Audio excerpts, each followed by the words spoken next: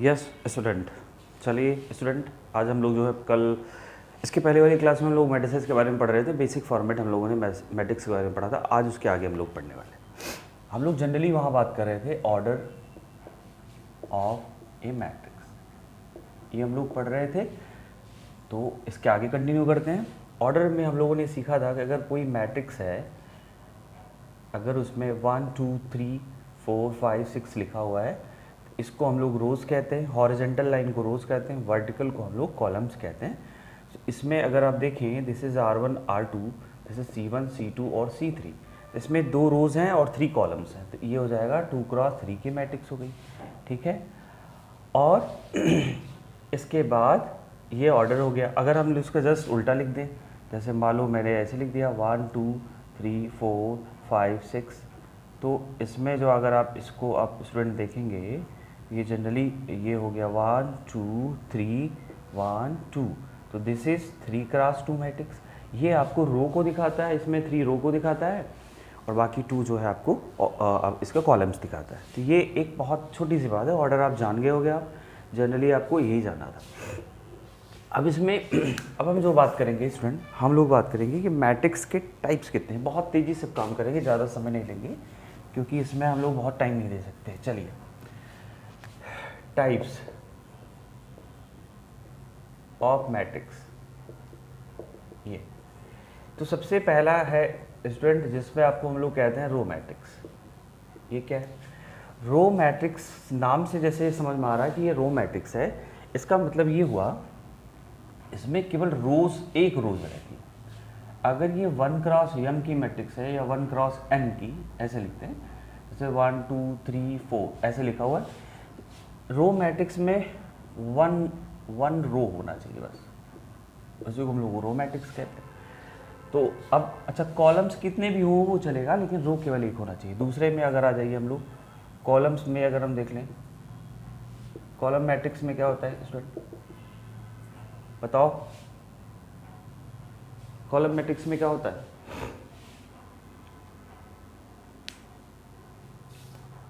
देखो,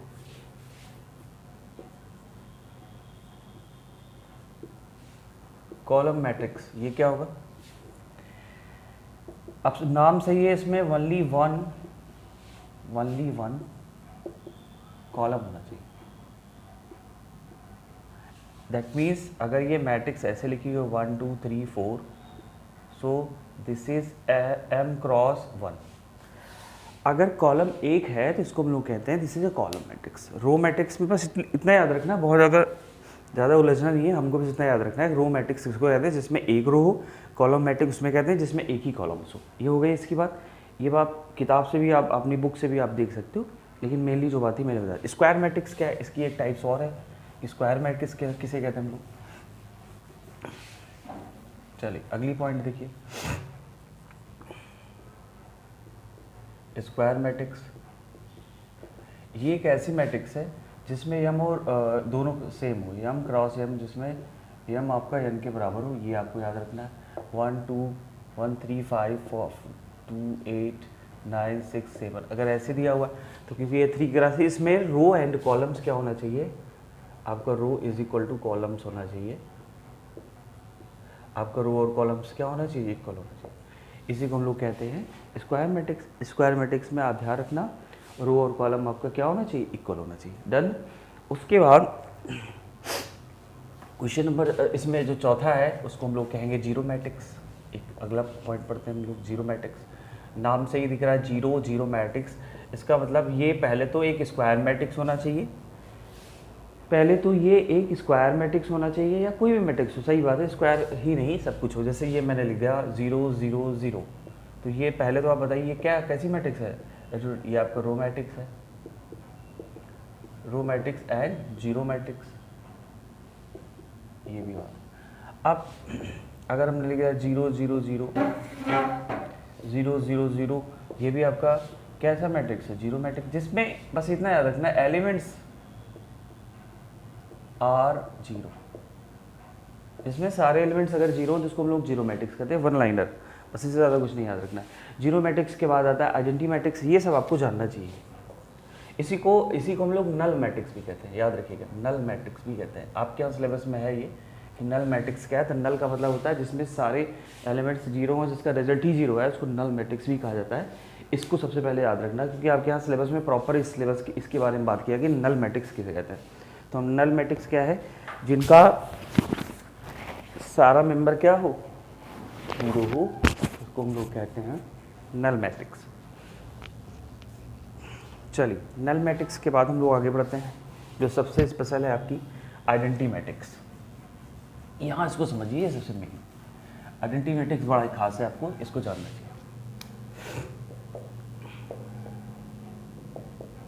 identity matrix ये क्या है स्टूडेंट, बहुत अच्छा है ये और है भी इम्पोर्टेंट। एक्चुअली डायगोनल अगर किसी मैट्रिक्स का मैट्रिक्स होना चाहिए कैसा, स्क्वायर, मतलब यम इज इक्वल टू यन होना चाहिए। स्क्वायर मैट्रिक्स में ऑर्डर सेम होना चाहिए, 1 0 0 0 1 0 0 0 1। इसका जो ये डायगोनल है ना स्टूडेंट, ये 1 1 होना चाहिए, तभी ये आइडेंटिटी मैट्रिक्स होती है। अच्छा, ये नहीं हो सकता, याद रखना, 0 0 1 0 1 0 0 0 सॉरी 1 0 0, ये अगर ऐसे डायगोनल बनाओगे ना तो ये फिर -1 आ जाता है, आइडेंटिटी नहीं आएगा। फिर आइडेंटिटी का मतलब होता है कि इस मैट्रिक्स का जो रिजल्ट है वो 1 है। आइडेंटिटी का मतलब है इस मैट्रिक्स को सॉल्व 11-12 में आपको मिलेगा कि मैट्रिक्स को कैसे सॉल्व करें। अभी केवल मैट्रिक्स का एडिशन और मल्टीप्लिकेशन की बात की गई, इसलिए ज़्यादा हम लोग इस पर डिस्कस नहीं करेंगे। इस बात को समझ में आ गई। तो ये वाला डायगोनल होना चाहिए, याद रखिएगा। ये आपकी जो मैट्रिक्स है वो 3x3 की थी। आइडेंटिटी इसको आई से रिप्रेजेंट किया जाता है, कैपिटल ऑफ आई। जैसे देखो 1 0 0 1, ये भी देखो इसका मल्टीप्लिकेशन होता है पहले 1x1 -0x0, तो फाइनली 1 आ गया। इसमें भी मल्टीप्लिकेशन होता है, इसको लेंगे तो ये एक लंबा प्रोसेस है, तो इसको ज़्यादा ज़रूरी नहीं है याद करना, इसको सॉल्यूशन की इंपॉर्टेंट नहीं है, बस आपको याद रखना है कि जो डायगोनल ये वाला होना चाहिए, ये वाला याद रखनी है। 2 डायगोनल होते हैं ना, अगर हम स्क्वायर में देखें तो एक डायगोनल ये होता है, एक डायगोनल ये होता है, ये वाला नहीं, ये वाला जो डायगोनल आपका ऊपर से extreme corner of the lower part अगर जा रहा है, तो ऐसे ये वाला याद रखना इस बात को, ऐसे नहीं लेना, ऐसे नहीं लेना, दिस इज रॉन्ग, ये आपका रॉन्ग फॉर्मेट है, ठीक है। इसको हम लोग कहेंगे आइडेंटिटी मैट्रिक्स। आइडेंटिटी मैट्रिक्स का बड़ा यूज है। अब जैसे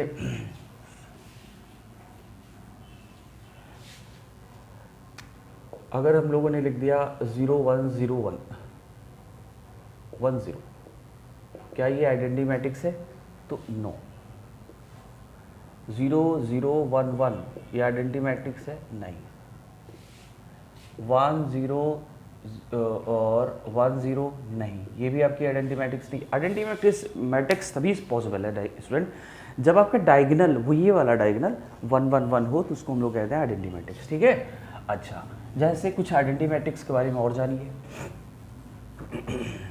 नल मैट्रिक्स, अगर हम मान लो ए कोई मैट्रिक्स है जो नल मैट्रिक्स, मैं ऐसे कुछ नहीं लिख रहा हूँ, मैं लिख रहा हूँ नल मैट्रिक्स, आपका ये नल मैट्रिक्स है, और ए के साथ हमने 5 से मल्टीप्लिकेशन कर दिया, तो भी वो अभी भी क्या आएगा? नल मैट्रिक्स ही आएगा। इसका मतलब हुआ कि अगर किसी नंबर का मल्टीप्लिकेशन किसी नल मैट्रिक्स के साथ करते हैं तो रिजल्ट अभी भी नल मैट्रिक्स ही आता है, ये आपको याद रखना है। मल्टीप्लिकेशन ऑफ एनी नंबर किसी भी नल मैट्रिक्स के साथ अगर आप मल्टीप्लाई करोगे तो अभी मल्टीप्लिकेशन वही आएगा। अगर हम किसी मल्टीप्लिकेशन आइडेंटिटी मैट्रिक्स के साथ मल्टीप्लिकेशन करते हैं तो क्या हो जाएगा? जैसे ये देखो n था, ये 1 0 0 1 था, हमने मल्टीप्लिकेशन कर दिया, तो n जो है सारे मेंबर के साथ मल्टीप्लिकेशन करेगा, तो ये हो जाएगा, ध्यान रखो, n 0 0 n, ये हो जाएगा। जब भी हम मल्टीप्लिकेशन करते हैं किसी नंबर से किसी मैट्रिक्स में, तो वो सारे एलिमेंट्स के साथ मल्टीप्लिकेशन करता है। जैसे अगर मैं 2 लिख दूँ, देखो 0 1 3 4 5 2 ये लिखा हुआ है, इसका ऑर्डर है 2x3 की मैट्रिक्स है। अब मुझे इसमें 2 से मल्टीप्लिकेशन करना है, तो 2 जो है ना सबके साथ मल्टीप्लाई करें, 2 का 0 से, 2 का 1 से, 2 का 3 से, 2 का 4 से, 2 का 5 से, 2 का 2 से होगा, सबके साथ मल्टीप्लिकेशन होगा। इसलिए अगर हम आइडेंटिटी मैट्रिक्स में मल्टीप्लिकेशन करते हैं किसी नंबर से, तो जैसे देखो ये मान लो 1 0 और 0 1 दिया, मैंने इसमें 5 से मल्टीप्लिकेशन कर दिया, तो इसका रिजल्ट क्या आ जाएगा स्टूडेंट बताइए आपको? 5 0 0 5 ये आ जाएगा।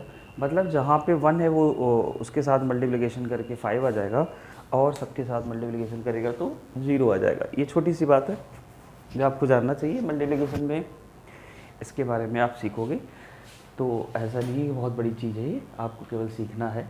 चलिए हम लोग आगे बढ़ते हैं। यूनिट मैट्रिक्स हो गया, उसी को यूनिट कहते हैं। अच्छा, इनके नाम में थोड़ा आप समझिएगा। नल मैट्रिक्स में क्या है, नल को हम लोग जीरो मैट्रिक्स भी कहते हैं, यूनिट मैट्रिक्स कहते हैं, या उसको आइडेंटिटी मैट्रिक्स भी कहते हैं। तो दोनों एक ही बातें हैं, नाम अलग अलग होता है। थोड़ा सा इनको भी आपको याद रखना है। Each element it's lending diagonal is unit, इसको कहते हैं सॉरी लीडिंग डायगनल इसको कहा जाता है। इसके बारे में थोड़ा सा हम समझ लें प्लीज़ लेट्स सी। जैसे आई बराबर अगर हम लोग लिख दिया 1 0 0 1, तो ये जो डायगनल है इसको कहते हैं लीडिंग डायगनल। लीडिंग,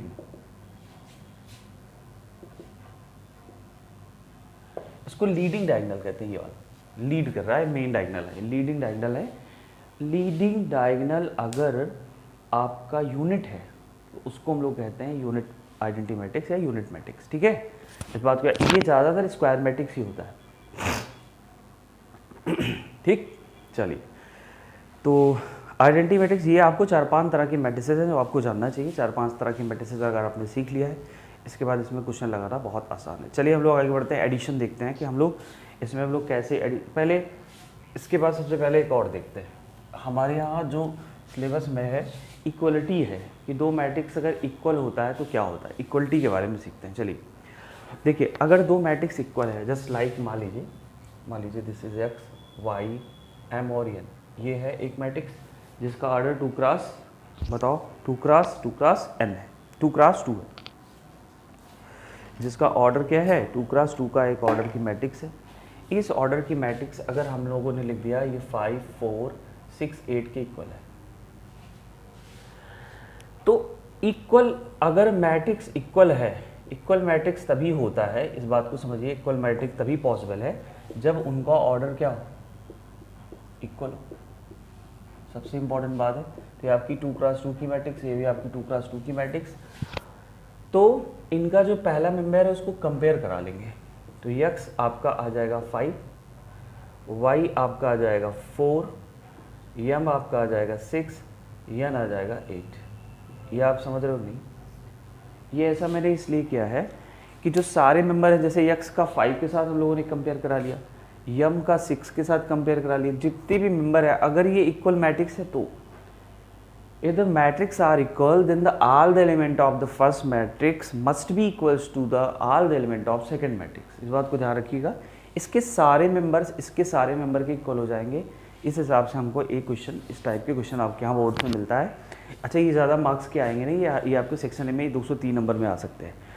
ऑब्जेक्टिव में भी इससे जुड़े हुए क्वेश्चन बन सकते हैं MCQs में, क्योंकि 2 क्वेश्चन आते हैं। ये बात पे हमने डिस्कशन किया।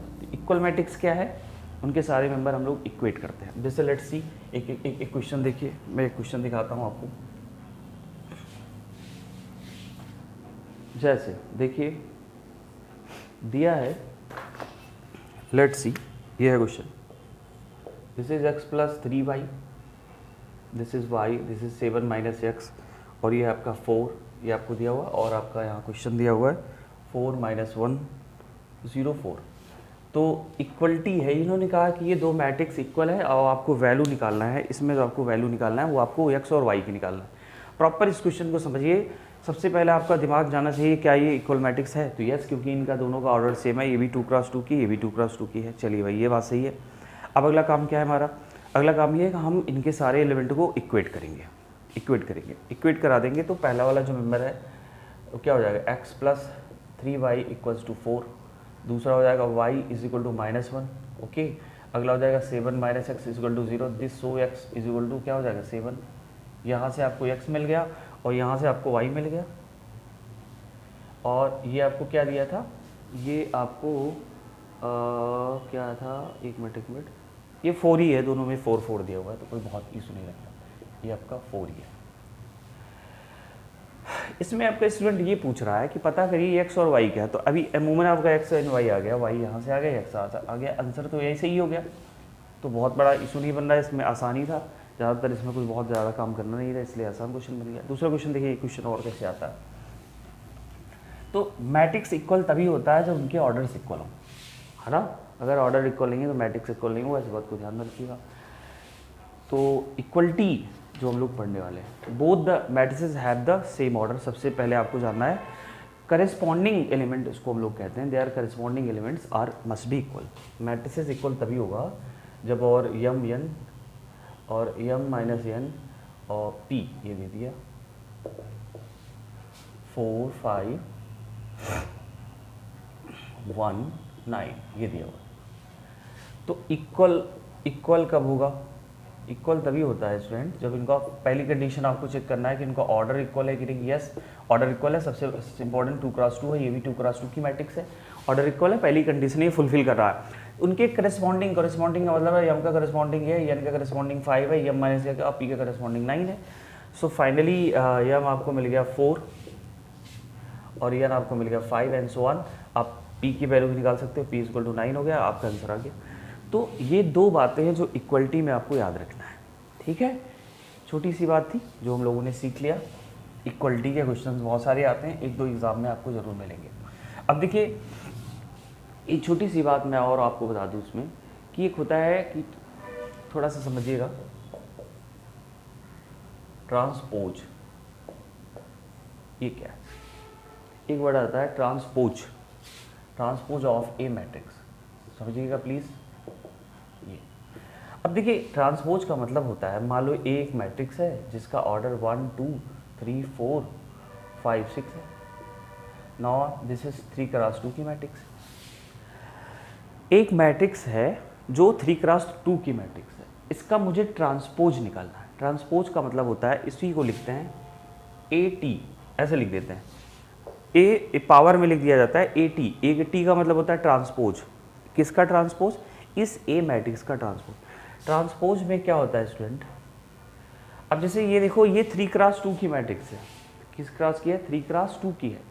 तो इसका ऑर्डर बदल जाएगा, इसका मतलब ये हो जाएगा 2x3 का मैट्रिक्स हो जाएगा। अब कैसे लिखेंगे इसको? ऐसे कर देंगे, दिस इज 1 3 5 है ना, 2 4 6। क्या किया मैंने, बोलो? ये मैट्रिक्स ऐसे वर्टिकल थी, मैंने इसको हॉरिजॉन्टल कर दिया, तो ये जो ऑर्डर है ये ऐसे हो गया।